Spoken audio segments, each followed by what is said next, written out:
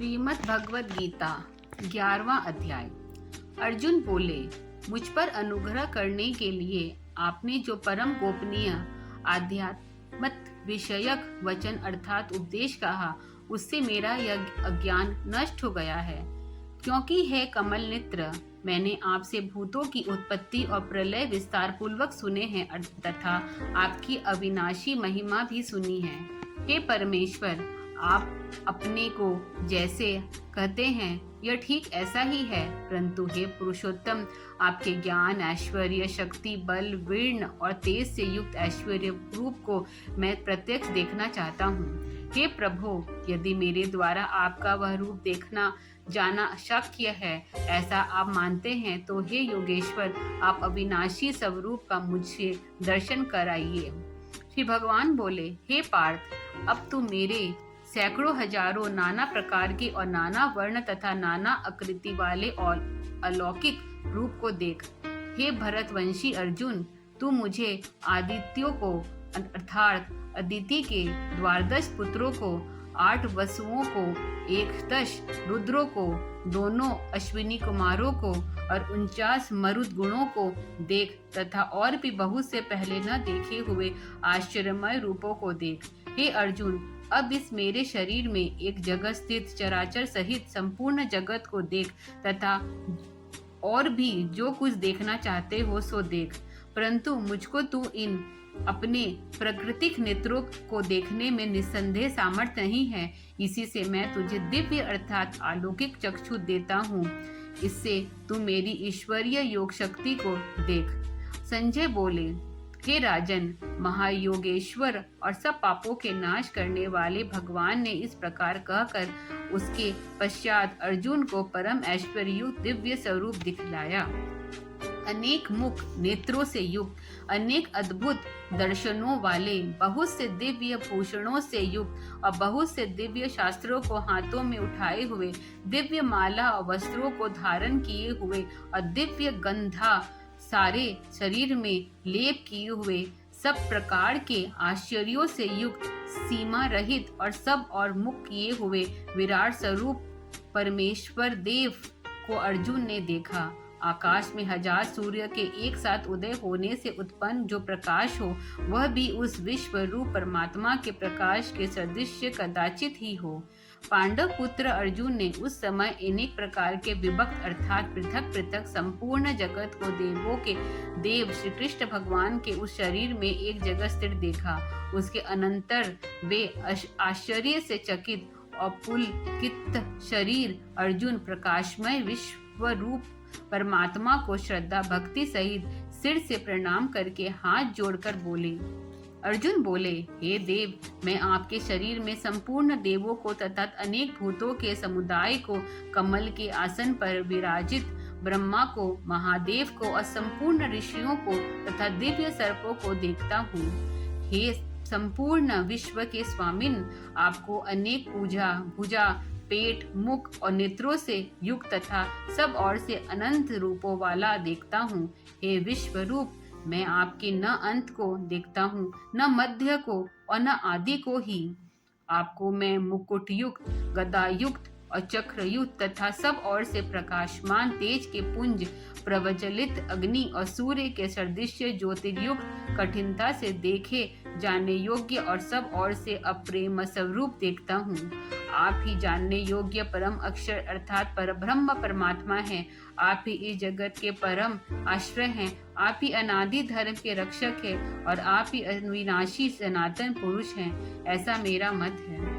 आपके आदि अंत और मध्य से रहित, अनंत सामर्थ्य से युक्त, अनंत भुजा वाले, चंद्र सूर्य रूप नेत्रों वाले, प्रज्वलित अग्नि रूप मुख वाले और आपके तेज से इस जगत को सनंत करते हुए देखता हूँ।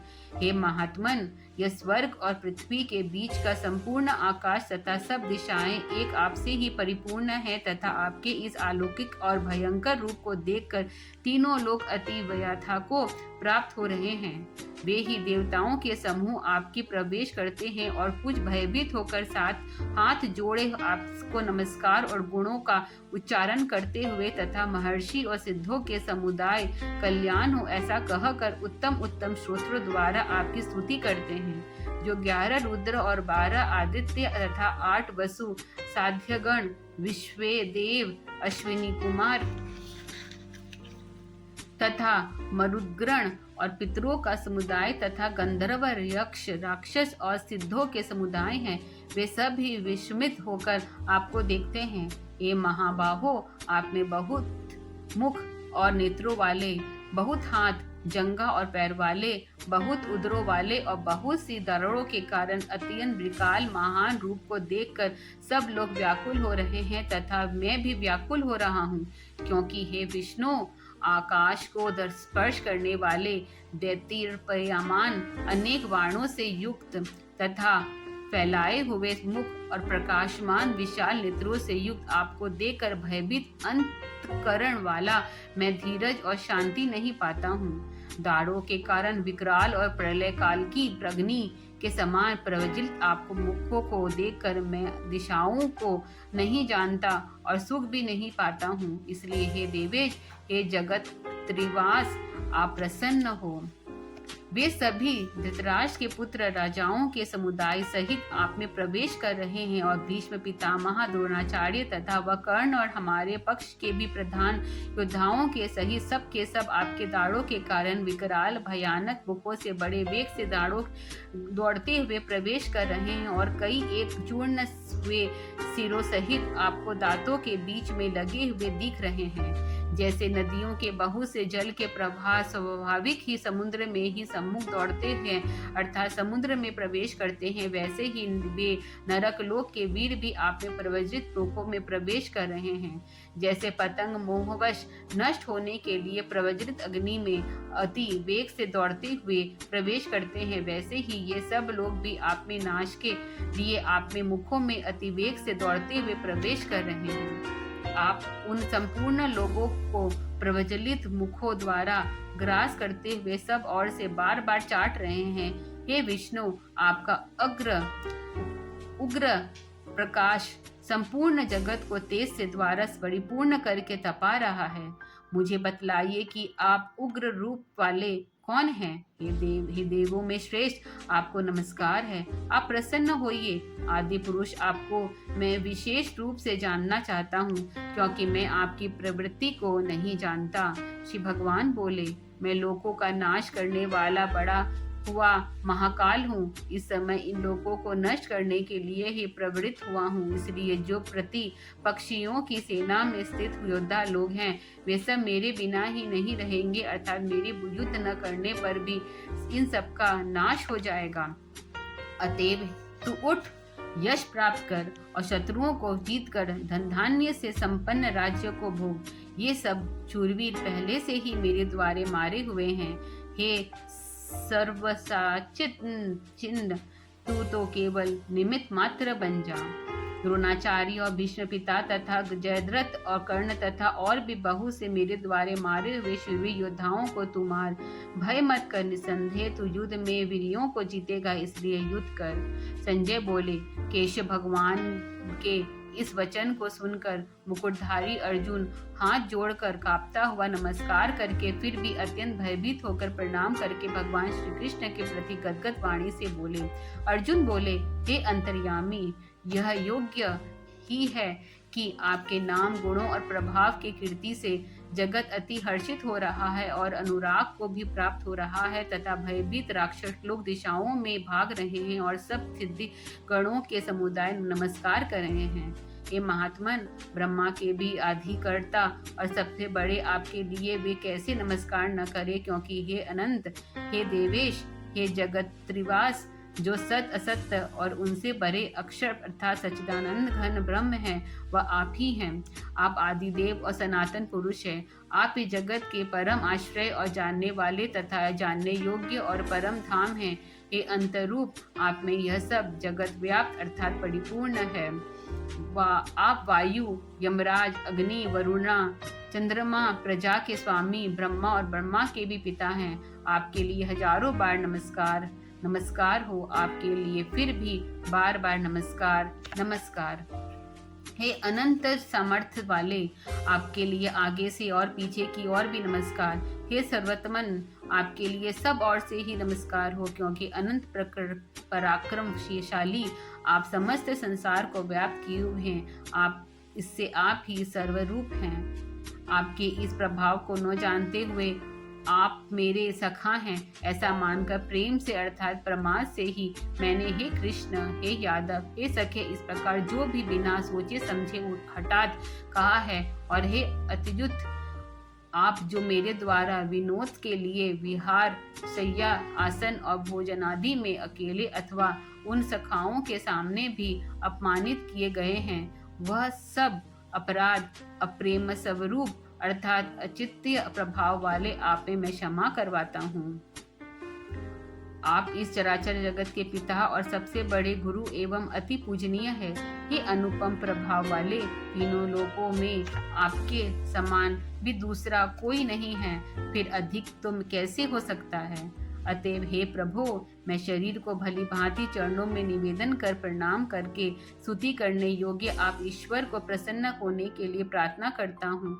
हे देव, पिता जैसे पुत्र के, सखा जैसे सखा के और पति जैसे प्रीतमा के पत्नी के अपराध सहन करते हैं, वैसे ही आप भी मेरे अपराधों को सहन करने योग्य हैं। मैं पहले न देखते हुए आपके इस आश्चर्यमय रूप को देखकर हर्षित हो रहा हूँ और मेरा मन भय से अति व्याकुल भी हो रहा है। इसलिए आप इस अपने चतुर्भुज विष्णु रूप को भी मुझे दिखलाइए। ये देवेश, ये जगत निवास, प्रसन्न होइए।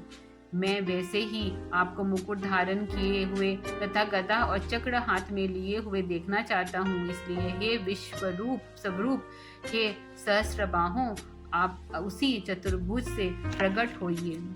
श्री भगवान बोले, हे अर्जुन, अनुग्रह पूर्वक मैंने अपनी योग शक्ति के प्रभाव से यह मेरा परम तेजोमय, सबका आदि और सीमा रहित विराट रूप तुझको दिखलाया है, जिसे तेरे अतिरिक्त दूसरे किसी ने पहले नहीं देखा था।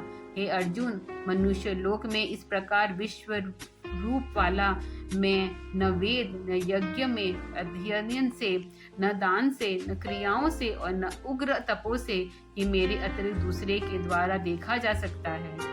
मेरे इस प्रकार के इस विकराल रूप को देखकर तुझको व्याकुलता नहीं होनी चाहिए और मूढ़ भाव भी नहीं होना चाहिए। तो बाह्य रहित और प्रीति युक्त मन वाला होकर उसी मेरे इस शंख चक्र गदा उपयुक्त चतुर्भुज स्वरूप को फिर देख। संजय बोले, वासुदेव भगवान ने अर्जुन के प्रति इस प्रकार कहकर फिर वैसे ही अपने चतुर्भुज रूप को दिखलाया और फिर महात्मा श्री कृष्ण ने सौम्य मूर्ति होकर इस भयभीत अर्जुन को धीरज दिया। अर्जुन बोले, हे जनार्दन, आपके इस अति शांत मनुष्य रूप को देखकर अब मैं स्थिरचरित हो रहा हूँ और अपनी स्वाभाविक स्थिति को प्राप्त हो गया हूँ। श्री भगवान बोले, मेरा जो चतुर्भुज रूप तुमने देखा है, यह सुदर्शस है, अर्थात इसके दर्शन बड़े ही दुर्लभ है। देवता भी सदा इस रूप के लिए दर्शन की आकांक्षा करते रहते हैं। जिस प्रकार तुमने मुझे देखा है, इस प्रकार चतुर्भुज रूप वाला मैं न वेदों में, न तप से, न दान से, न यज्ञ से ही देखा जा सकता हूँ। परंतु हे प्रतन अर्जुन, अन्याय भक्ति के द्वारा इस प्रकार चतुर्भुज वाला रूप मैं प्रत्येक देखने के लिए, तत्व से जानने के लिए तथा प्रवेश करने के लिए अर्थात एक ही भाव से प्राप्त होने के लिए भी शक्य है। हे अर्जुन, दो पुरुष केवल मेरे ही लिए संपूर्ण कर्तव्य कर्मों को करने वाला है, मेरे पारायण है, मेरा भक्त है, आसक्ति रहित है और संपूर्ण भूत प्राणियों में वैर भाव से रहित है, वह अन्य भक्ति युक्त पुरुष मुझको ही प्राप्त होता है। 11वां अध्याय समाप्त। कल हम 12वां अध्याय सुनेंगे।